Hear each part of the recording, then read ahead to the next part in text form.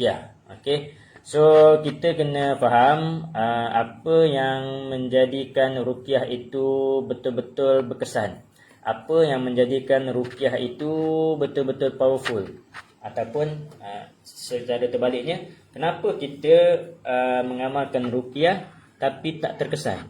Okey, kenapa kita mengamalkan ruqyah tapi masih lagi tak dapat kesan-kesan yang kesembuhan yang secara optimum. Okey. So kat sini kita kena faham. Okey. So kalau kita rujuk kepada carta pi ni, kalau kita rujuk kepada carta pi ni, powerful ruqyah ni, ruqyah yang betul-betul power, dia akan terbahagi kepada 4 bahagian. Okey, di mana tazkiyatun nas, iaitu penyucian jiwa, merupakan faktor terbesar yang untuk menyumbangkan kesan ruqyah yang terbaik. Okey, kemudian amalan ruqyah mandiri, merawat diri, amalan-amalan benteng diri, amalan ruqyah untuk merawat diri adalah 10%. Hijrah, penghijrahan untuk sakit buat, itu adalah 15%. Dan terapi ruqyah ini adalah 50%. Terapi ruqyah ni lah rawatan yang dibuat oleh perawat. So maksudnya tuan-tuan dan puan-puan datang jumpa perawat untuk berubat, dia punya kesannya hanyalah 5% sahaja. Okey, sebab apa saya kata 5%? Sebab dia jumpa perawat hanya sekali saja. Okey, so yang selebihnya dia duduk di rumah. So dia bukan nak boleh jumpa perawat dalam masa setiap hari. So maksudnya kalau pesakit tu dia benar-benar nak sembuh, dia perlu berjumpa dengan perawat, buat rawatan ruqyah. Kemudian pesakit tu perlulah jaga amalan-amalan diri, jaga kena buat penghijrahan, dan yang paling mustahak, pesakit perlu untuk penyucian jiwa, tazkiyatun nas. Okay, saya akan uraikan setiap satu. Okey, so apa yang menjadikan ruqyah itu betul-betul powerful dan sangat terkesan? Tazkiyatun nas itu merupakan satu faktor yang paling besar, 75%. Tazkiyatun nas ini adalah penyucian jiwa daripada kotoran-kotoran hati. Kotoran hati yang macam mana tu maksudnya? So kebanyakan daripada kita penuh dengan ada hasad dengki, penuh dengan amarah, penuh dengan dendam. Tengok sahabat kita pakai baju cantik, kita marah, kita dengki. Tengok sahabat kita ada bisnes yang maju, kita rasa dengki, hasad. So itulah antara penyakit-penyakit kotoran hati. So bagaimana untuk kita menyucikan hati kita? So saya tak sentuh panjang. Tazkiyatun nas ni dia topik yang sangat panjang. So bagaimana untuk kita menyucikan jiwa-jiwa kita adalah dengan bertaubat. Okey, kita perlulah bertaubat kepada Allah Subhanahu Wa Taala. Sebab tu antara amalan-amalan yang saya suruh pesakit buat sebelum datang buat rawatan, saya minta juga pesakit buat solat taubat dahulu. Okey, buat solat taubat, memohon keampunan daripada Allah Subhanahu Wa Taala.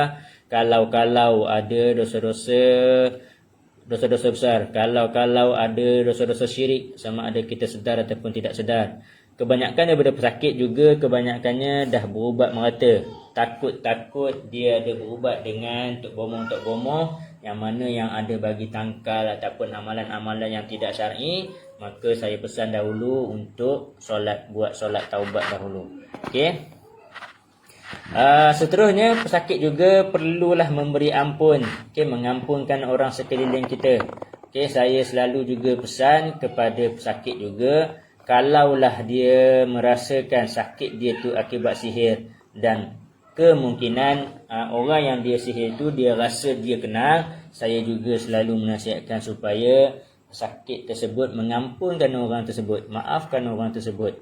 Memang agak susah dan sukar, tapi kita kena latih hati kita untuk memberi ampun kepada orang yang kita rasa buat kat kita tu. Okey, saya faham.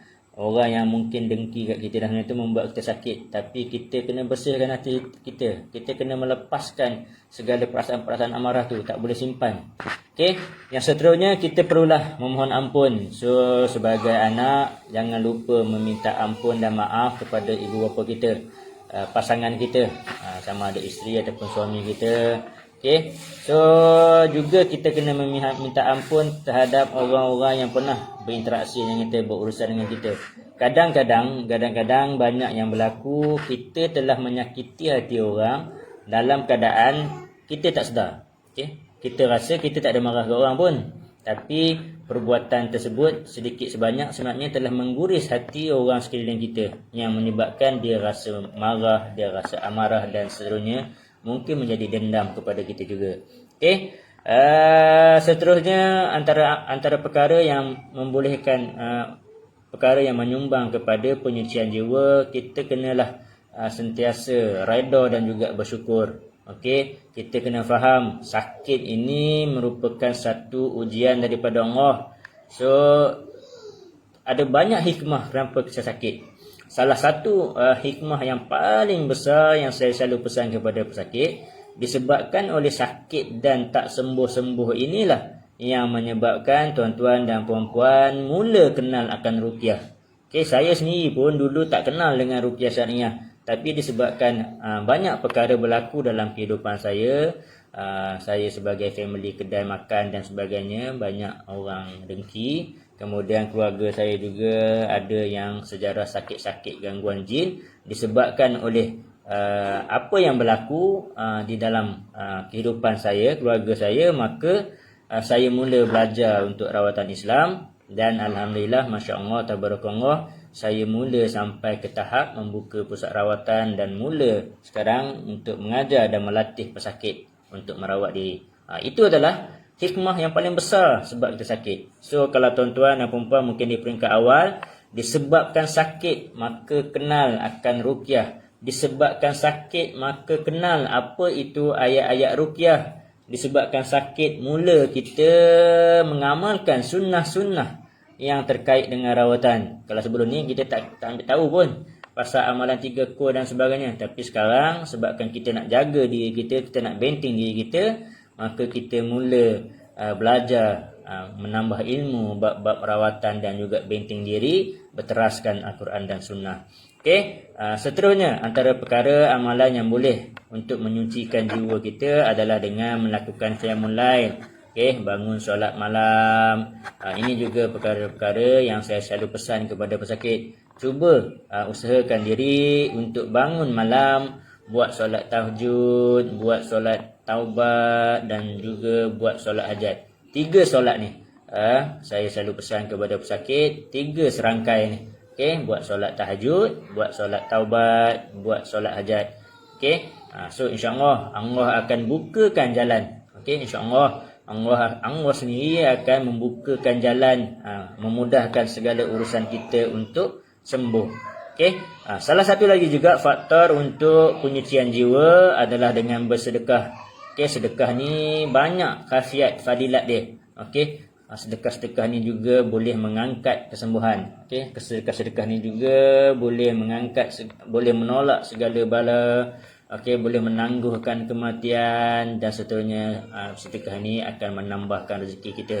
So di saat kita nak bersedekah, di saat kita nak masukkan duit ke dalam tabung, kita niatkan supaya sedekah kita ni menjadi sebab terangkatnya penyakit kita. So di saat kita nak masukkan duit ke dalam tabung, saat itulah kita berniat supaya sedekah kita ini menjadi penawar dan juga sebab kita sembuh. Okey, insya-Allah. Selain daripada itu, perkara-perkara yang terkandung dalam tazkiyatun nas juga adalah muhasabah. Perlulah kita muhasabah diri kita. Sebelum tidur, cuba renung-renungkan hari ini kita dah buat apa. Okey, apa yang kita buat hari ini? Kita hari ini dah sedekah banyak mana? Kita hari ini telah menyakiti hati siapa? Okey, so ini antara perkara-perkara yang perlu kita buat sebelum tidur. Okey, supaya kita sentiasa dalam keadaan syukur. Okey, kita dalam keadaan redha, kita dalam keadaan sentiasa menyesali kalau ada buat silap-silap sebelum tidur. Okey. So seterusnya antara amalan-amalan yang akan menyucikan jiwa kita tak dapat tidak amalan membaca Al-Quran dan juga berpuasa. Okey. So insya-Allah berpuasa ini sangat-sangat berkesan untuk melemahkan jin gangguan dalam badan. Sebab itu di sepanjang bulan Ramadan gangguan masih ada, tapi kebanyakannya gangguan jin berada dalam keadaan sangat-sangat lemah. Kalau buat rawatan juga di bulan Ramadan, lebih cepat untuk gangguan jin tu untuk keluar. Okey, apakah yang dimasukkan dalam hijrah dalam catat tadi? Hijrah bermaksud kita cuba menghijrahkan diri kita, memperbaiki diri kita. Kalau dulu kita dalam keadaan solat tak cukup, selalu tinggal-tinggal, maka kita perlu berhijrah kepada melengkapkan semua solat-solat 5 waktu. Kalau dulu kita dalam keadaan solat penuh, tapi kita bersolat dalam keadaan di hujung-hujung waktu, maka kita perlu melakukan hijrah untuk solat di awal waktu. Kalau dulu kita jenis tak suka berkawan, duduk seorang-seorang menyendiri, tak suka bergaul, maka kita perlu buat penghijrahan untuk bersosial, berkenalan, bersahabat dengan kawan-kawan. Okey, so cuma dalam istilah sosial ni, bersosial ni, jagalah batas-batas yang batas-batas syariat Islam. Okey, so ada juga pesakit-pesakit yang saya menggalakkan sangat penghijrahan dari segi fizikal badan dia. So kalaulah pesakit sebelum ni dia jenis yang mandom, pasif, tidak aktif, saya sangat-sangat menggalakkan supaya pesakit berhijrah kepada menjadi aktif. Buatlah aktiviti-aktiviti yang lasak, aktiviti-aktiviti yang berpeluh. Okey, seperti running ke, jogging ke, cycling ke, hiking dan sebagainya. So banyak pesakit, ramai pesakit, saya menasihatkan mereka ikut aktiviti-aktiviti yang lasak ataupun yang berpeluh ni. So macam saya sendiri seorang cyclist. So saya memang cycling basikal, saya cycling mountain bike dan juga saya cycling road bike. So saya memang ajak pesakit ikut saya cycling lah. Cuma cycling mungkin memerlukan sedikit modal. So kalau rasa tak berkemampuan, boleh buat aktiviti-aktiviti yang percuma, yang murah. Okay, boleh running, pergi taman, boleh hiking. Tak perlu hiking yang hardcore sangat. Okay, hiking yang biasa-biasa saja. So insyaAllah bila kita sentiasa ada aktiviti-aktiviti yang berpeluh seperti running, okay, kita pergi taman untuk jogging dan running, kita pergi masuk dalam hutan untuk hiking. InsyaAllah terapi-terapi alam, terapi-terapi hutan dan taman ni akan membantu memberi satu kekuatan rohani kepada kita, seterusnya menjadikan diri kita lebih kuat untuk melawan gangguan jin. Okey, seterusnya terapi ruqyah yang 5% tadi tu. Terapi ruqyah yang 5% itulah rawatan yang dilakukan oleh perawat. So perawat ni dia hanya menyumbangkan 5% sahaja rawatan. Okey, yang selebihnya adalah atas usaha pesakit. Namun walaupun atas usaha pesakit, perlulah dibimbing dan dibantu oleh perawat. Okey, so sebab tu saya selalu pesan kalau buat rawatan dengan saya, tidak terhenti hanya pada sesi rawatan. InsyaAllah saya akan guide kepada amalan-amalan dan juga perubahan. So cuma pesakit kena jugalah aktif untuk memberi respon ataupun maklum balas kepada saya. Okay, insyaAllah kebanyakan daripada pesakit yang mana saya rawat, saya akan sentiasa berhubung dengan mereka melalui WhatsApp. Okay, untuk mendapatkan feedback. Cuma pesakit kena bagi feedback lah. Okay, siapa yang rasa nak saya bimbing secara WhatsApp, dia kena rajinlah bagi feedback kepada saya, bagi laporan kepada saya. So bagaimana yang reaksi dia selepas beramal dan sebagainya. Okay, seterusnya tadi ada topik dalam catat pai sebagai terapi mandiri. Okay, so terapi mandiri sebanyak 10%. Apa itu terapi mandiri? Okay, antara kaedah-kaedah untuk merawat diri. So dalam slide saya ni, saya cuma bagi contoh 6 sahaja. 6 perkara yang boleh pesakit melakukan sendiri. Salah satunya adalah ruqyah mandiri putaran tawaf. Yang keduanya buat air jampi. Yang ketiga berendam bidara ataupun mandi bidara. Yang keempat terapi MP3 ruqyah. Yang kelima dengan mengambil ataupun makan herba-herba sunnah seperti madu, minyak zaitun, kurma, kismis. Dan yang keenam terapi mandiri melalui buat bekam, rawatan bekam. Okey, so insya-Allah daripada masa ke semasa kita akan sampai kepada slide topik-topik tersebutlah. Okey, cuma setakat ni terapi kaedah nak buat air jampi saya dah sharekan dalam sesi live yang sebelum ni. Okey, cara nak buat air jampi insya-Allah. Dan terapi mandiri putaran tawaf ini juga saya dah selit-selitkan sepanjang sesi terapi ruqyah. So yang mana yang pernah ikut sesi terapi ruqyah bersama dengan saya, sepanjang sesi terapi ruqyah biasanya saya akan tunjukkan di dalam kamera selang-selikan bacaan ruqyah dan juga beberapa teknik tepuk, usap, putar-putar, tarik dan sebagainya. Itu antara yang terkandung dalam ruqyah mandiri putaran tawaf. So inilah perkara-perkara asas yang akan menjadikan ketentuan sama ada ruqyah itu benar-benar memberi kesan ataupun tak berkesan. So kalaulah pesakit tu hanya mengharapkan rawatan dengan berjumpa perawat sahaja, maka dia hanyalah mengharapkan kesembuhan yang sebanyak 5% sahaja. Okey. So macam mana pesakit tu nak sembuh kalau dalam diri dia penuh dengan hasad, penuh dengan amarah? Okey, bagaimana seorang pesakit tu saya bacakan ayat ruqyah kepada seorang pesakit A, si fulan. Okey, bagaimana si fulan tu nak sembuh kalau si fulan tak solat?